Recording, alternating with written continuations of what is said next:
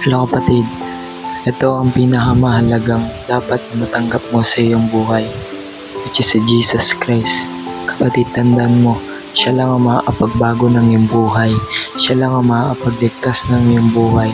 Kahit na sino kapatid, hindi ka kayang iligtas. Maging ang sarili mo, hindi ka kayang iligtas. Maging ang mga bagay na nandito sa mundo, hindi ka kayang iligtas.